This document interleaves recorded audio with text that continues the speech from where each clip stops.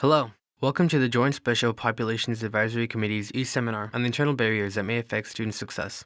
In this presentation, we will identify some of these barriers and talk about the ways they can be addressed. We will look at the ways we communicate with one another, the ways we interpret success, failure, and emotions, as well as the impact bias and stereotypes have upon academic and employment success, and what we can do about it. Since the 1960s, equity and access have been a part of all educational policy and career technical education legislation. This has resulted in some success. In large part, pictures of Caucasian female nurses in white uniforms have been replaced with posters of both men and women of all ethnicities in scrubs. The pictures of scantily dressed women draped over the hoods of cars are all but removed from mechanic shops on campuses across America. The Americans with Disabilities Act, Title IX, and other legislation have raised our awareness, convincing us that women can, and men do, enter into jobs that for generations were gender and racially stereotyped. However, we still find a vast divide between the careers women and students of color are entering, as well as the salaries they are being paid and the opportunities they are being offered when compared to the careers and opportunities of men, particularly Caucasian men. So, if we've addressed the low-hanging fruit of inequality, and yet inequity still persists, what is left to do? What are we missing? There is a growing body of research that indicates that it isn't the obvious discrimination keeping equity from taking root in our schools and businesses. There is evidence that a powerful sense of our own biases and those of other educators, employers, students, parents, and administrators are also at play. We were all raised with particular beliefs and values, many of which have changed within our own culture. However, as well-intentioned as we are, many of these outdated biases still influence our actions and thoughts, while we remain largely unaware of them, and especially of their impact.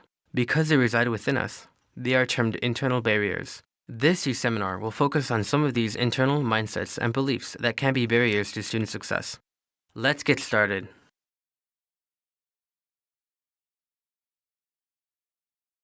Micro messages are little messages with a big voice.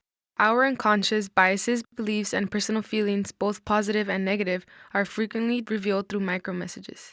A micro message is a small behavior or action that can communicate your belief in a student or employee or that you think that they do not belong, all without saying a word.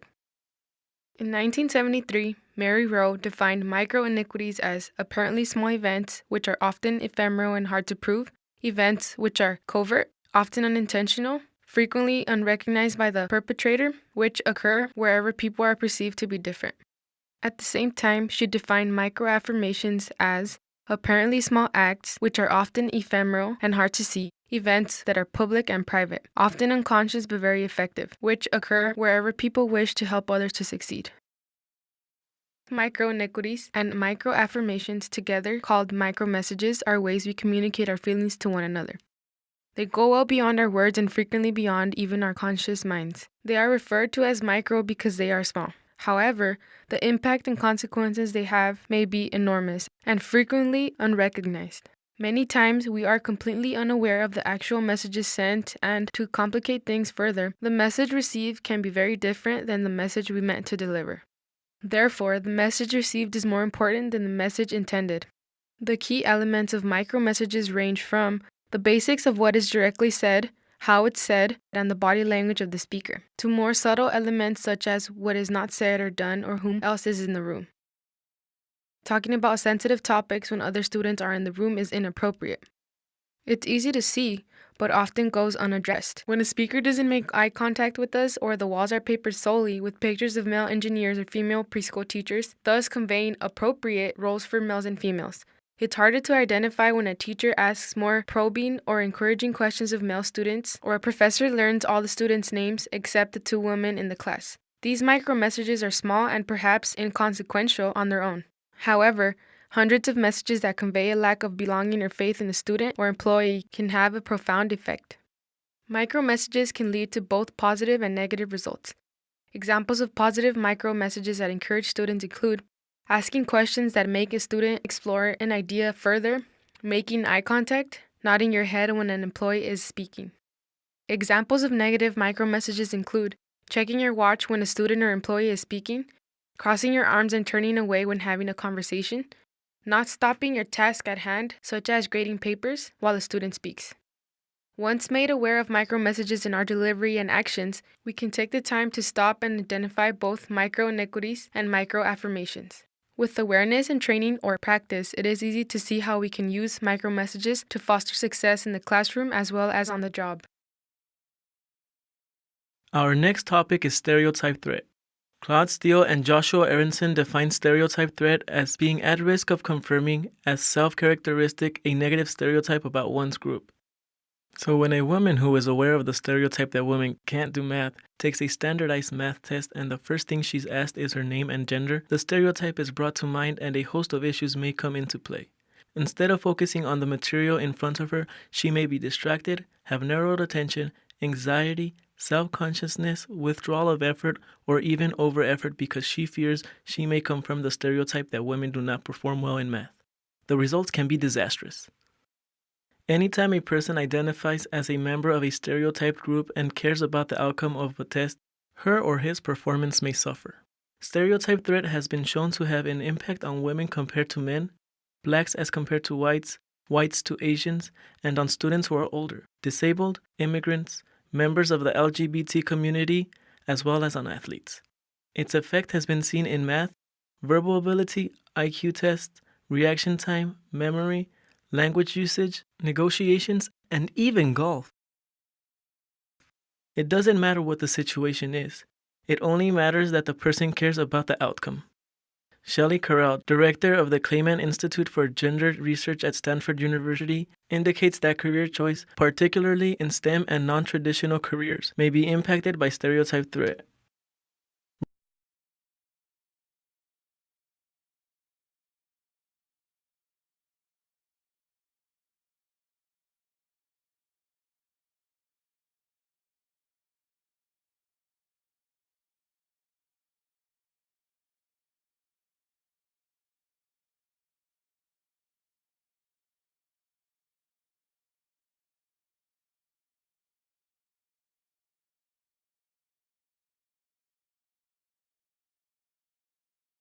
Research shows that when women are told that men have higher contrast sensitivity ability, they rate their own aptitude as lower even though they may have received the same scores as their male counterparts.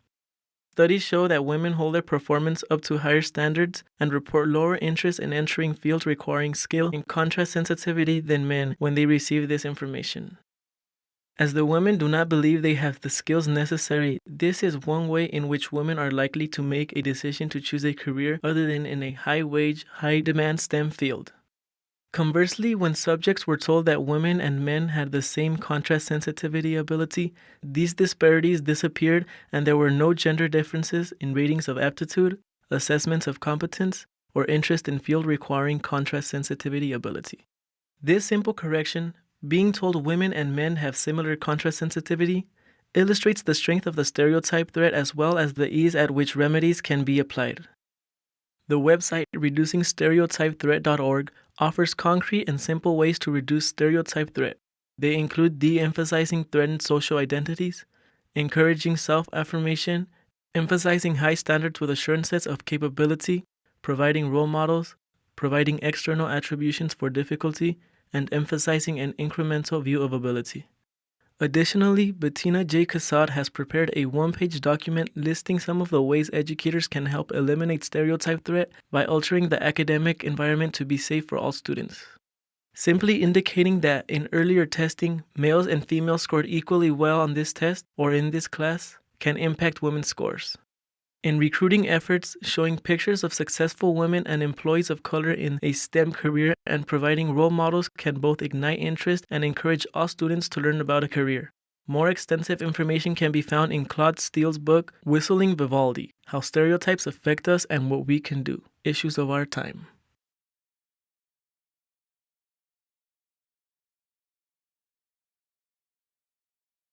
Attribution theory focuses on how people attribute events and how those beliefs interact with self-perception. There is evidence that suggests that women and men attribute success and failure differently. Women generally attribute their successes to hard work or to sources outside themselves, such as a good teacher or an easy test, for example. Conversely, they attributed their failures internally, such as believing that they are just simply not smart enough for a class. Men, by and large, attribute success and failure in the opposite manner.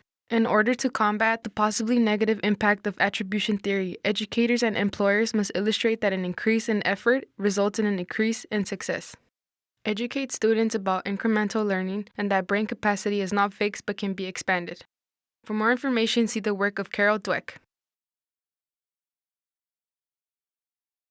A related topic is self-efficacy.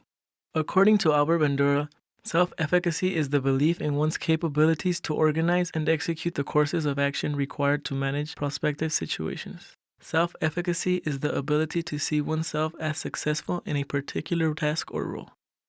According to Bandura, people with a strong sense of self-efficacy view challenging problems as tasks to be mastered. They develop deeper interest in the activities in which they participate, they form a stronger sense of commitment to their interests and activities, and they recover quickly from setbacks and disappointments. Conversely, people with a weak sense of self-efficacy avoid challenging tasks, they believe that difficult tasks and situations are beyond their capabilities, they focus on personal failings and negative outcomes, and they quickly lose confidence in personal abilities.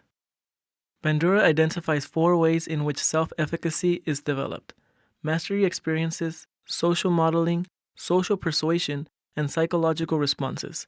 Thus, as we meet with successes, thereby gaining confidence in our ability to complete a task, solve a mathematical equation, or decipher a complex engineering task, our self-efficacy becomes stronger. Self-efficacy is developed through the demonstration of incremental learning and providing small, manageable, but increasingly harder tasks that a student can master. When a school or department undertakes a conscious and consistent effort in social modeling by providing role models that look and sound like the students, it can have an enormous impact. Providing proof through modeling that girls and students of color can succeed is important. It may disprove the internalized message about career choice stereotypes that students have received all their lives, implicitly or not.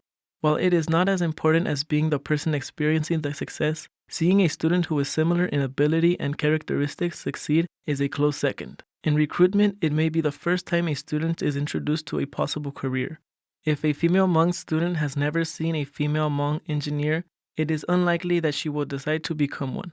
Indeed, the idea may never enter her mind regardless of her ability in STEM subjects. Social persuasion relates to the message we hear from others. Therefore, it remains extremely important that we pay attention to the things we say as well as the micro messages we deliver. Finally, psychological response refers to the emotional response we have about a situation. However, it is more important how the emotional response is interpreted.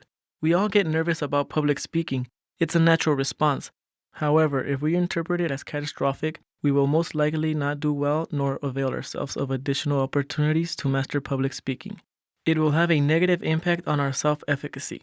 On the other hand, if we interpret the nervousness as a natural response that feeds the speaker's ability, our self-efficacy will not take a hit nor will our performance suffer, and we will remain open to additional public speaking opportunities.